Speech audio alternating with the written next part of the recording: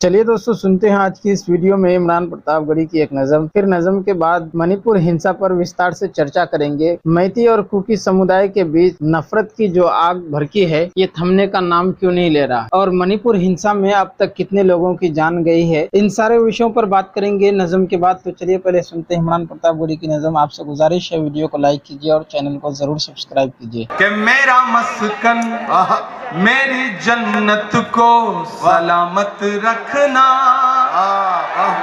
अगला जो मिसरा है उस पे, इस दुआ पे आपका उठा हुआ हाथ और उसका संदेशा पूरे देश में जाएगा कि मेरा मस्कन मेरी जन्नत को सलामत रखना। ये मिसरा कौन पढ़ रहा है? इमरान पढ़ रहा है। कौन पढ़ रहा है? भारत का इमरान पढ़ रहा है कि मेरा मस्कन मेरी जन्नत को सलामत रखना। मेरे मौला मेरे भारत को सलामत रखना। मेरा मस्कन मेरी जन्नत को सलामत रखना।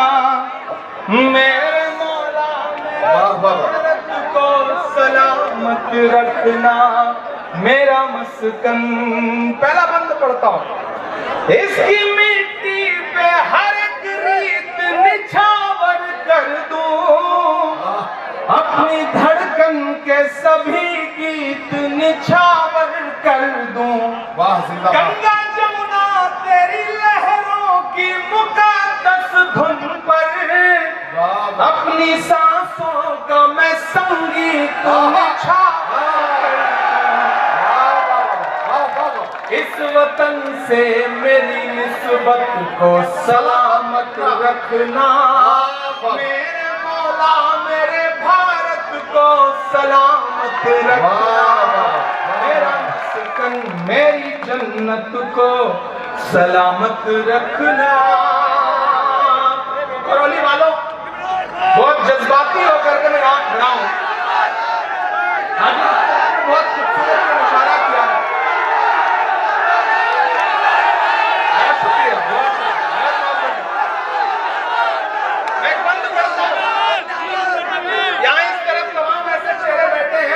पेशानी की झुर्रियों में पिछले 50 सालों का दर्द महसूस कर रहा हूं।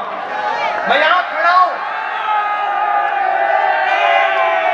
हर दिन वतन परस्ती का सबूत मांगते हुए तमाम लोग और इमरान प्रतापगढ़ी के ये मिसरे। थोड़ी देर के लिए मैं बिल्कुल आपकी खामोशी चाहता हूं। चौथे मिसरे में मुझे दुआ मिलनी चाहिए आप। मैं पढ़ता हूं। सोचता हूं तो मेरी आंख छलक जाती है, मुल्क से रूह का रिश्ता बड़ा जज्बाती है। मैं करौली में खड़ा होकर के एक अजीम शख्सियत को सलाम करना चाहता हूं, सैल्यूट करना चाहता हूं। मैं सैल्यूट करना चाहता हूं विराट कोहली को, जिसने आज क्या शानदार पारी खेली है और पड़ोसियों को बता दिया कि बाप तो बाप ही होता है। विराट कोहली को सलाम।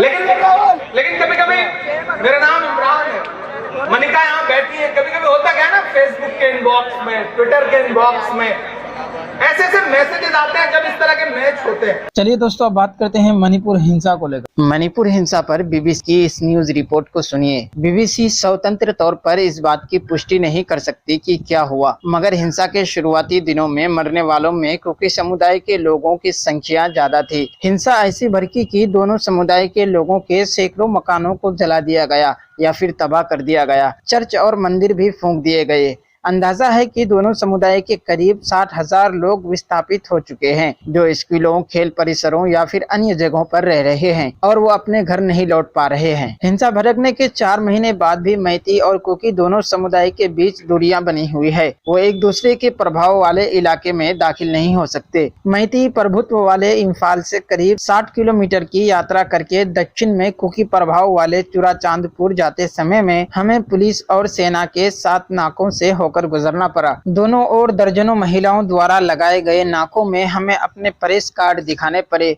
और कई सारे सवालों के जवाब भी देने पड़े। हम उनकी इजाजत के बिना दाखिल नहीं हो सकते थे। इससे पता चलता है कि यहाँ पर सरकार का नियंत्रण नहीं था। जब हम मैती समुदाय के बंगर में तोम्बा से मिले थे तब ये देखकर हैरानी हुई थी कि वे और बाकी लोग खुलकर हथियार लेकर चल रहे थे। उन्हें पुलिस या सुरक्षा बलों द्वारा पकड़े जाने का बिल्कुल भी डर नहीं था। मैतेई और कुकी इलाकों की सीमाओं के पास हमने आम नागरिकों को हथियारों के साथ बेधड़क घूमते देखा। वो पुलिस और सुरक्षा बलों के सामने भी ऐसा कर रहे थे। बीबीसी ने नाबालिगों को भी बंदूक थामे देखा। 30 से 40 के बीच की उम्र के तोम्बा ने हमें बताया, मुझे 1 महीना पहले मेरे गांव में एक पूर्व सैनिक ने बंदूक चलाने की ट्रेनिंग दी थी। ये बंदूकें गांव वालों ने इकट्ठा करके हमें दी थी। तोम्बा ने बताया कि वे लोग 24 घंटे पहरा देते हैं। उन्होंने बताया, हर परिवार से एक पुरुष का ड्यूटी पोस्ट पर पहरा देना और महिला चेक पोस्ट तैनात रहना जरूरी है। हमारा अनुभव है कि पुलिस कभी समय पर नहीं आती और फिर हम केंद्र सरकार के तहत आने वाले सुरक्षा बलों पर भरोसा नहीं कर सकते। उन्हें कुकी समुदाय की ओर तैनात किया गया, बावजूद इसके कुकी हमारे गांव तक कैसे पहुंच जा रहे हैं। जब हम बंकर से निकले एक धमाके की आवाज सुनाई दी। ऐसा लगा कि कहीं कोई मोर्टार का गोला फटा हो, मगर ये कहना मुश्किल है कि इसे किस ओर से दागा गया था। तोम्बा ने जो कुछ बताया उससे इस पेचीदा संघर्ष की एक और परत खुलती नजर आती है। मणिपुर पुलिस राज्य सरकार के अधीन है, जिसके मुख्यमंत्री एन बीरेन सिंह हैं। कुकी समुदाय के लोगों ने हमें बताया कि वो बीरेन सिंह और मणिपुर पुलिस पर भरोसा नहीं करते। साथ ही मणिपुर में असम राइफल्स के जवान भी तैनात किए गए हैं। ये अराजकता रोधी बल केंद्र सरकार के अधीन है। मैतेई समुदाय के लोगों ने कहा कि उन्हें लगता है कि असम राइफल्स कुकी समुदाय के साथ हैं। मैतेई बहुल इलाकों में पुलिस के शस्त्रागारों से हजारों हथियार लूट लिए गए हैं। मणिपुर पुलिस और असम राइफल्स से बीबीसी ने पूछा कि क्या वो किसी एक पक्ष के साथ हैं और हथियार बंद नागरिकों को क्यों पकड़ा नहीं जा रहा, क्यों उनके लाइसेंस नहीं जांचे जा रहे। दोनों ने इन सवालों के जवाब नहीं दिए। पुलिस ने हमें एक्स यानी ट्विटर पर उनके अकाउंट पर जाने को कहा, जहां पर जब्त किए जा रहे हथियारों की तस्वीरें डाली जा रही हैं। मणिपुर में हिंसा भड़कने से अब तक कम से कम 6 पुलिस अधिकारियों की जान जा चुकी है। असम राइफल्स ने हमें एक रिकॉर्डेड वीडियो मैसेज भेजा, जिसमें उनके महानिदेशक जानकारी दे रहे थे कि वो हथियारों को जब्त कर रहे हैं और निष्पक्ष होकर ड्यूटी दे रहे हैं। तोम्बा के बंकर से आधा मील से भी कम दूरी पर इसी तरह के मगर एक बंकर में खाकम बैठे हुए थे। उनके हाथ में डबल बैरल वाली शॉटगन थी। वो कुकी जोमी जनजाति से हैं। वो मजदूर हैं और खेती भी करते हैं। वो कहते हैं, हम किसी खराब मंशा से यहाँ नहीं हैं। हम हिंसा नहीं चाहते। हम मैतेई समुदाय के लोगों से रक्षा के लिए हथियार उठाने के लिए मजबूर हो गए हैं। उन्होंने दावा किया, ऐसी घटनाएं भी हुई हैं जब पुलिस ने उन्हें जाने दिया। उन पर भरोसा नहीं किया जा सकता। खाकम को हथियार और ट्रेनिंग मिलने की वही कहानी है जैसी तोम्बा की थी। दोनों पक्ष युद्ध में इस्तेमाल होने वाली भाषा इस्तेमाल कर रहे हैं। 2 बंकरों के बीच के इलाके को फ्रंट लाइन बफर जोन या फिर नो मैंस लैंड कहा जा रहा है। खाकम कहते हैं, अब हम किसी मैतेई के साथ मिलकर नहीं रह सकते, ये असंभव है। दोस्तों, वीडियो के आखिर में आपसे गुजारिश है, अगर वीडियो पसंद आई हो तो वीडियो को लाइक कीजिए और इस न्यूज रिपोर्ट को सुनने के बाद आप अपनी राय में क्या कहना चाहते हैं वो नीचे कमेंट बॉक्स में जरूर बताएं। मिलते हैं किसी और वीडियो में। दीजिए मुझे इजाजत, रखिए अपना ख्याल। अस्सलाम वालेकुम रहमतुल्लाह।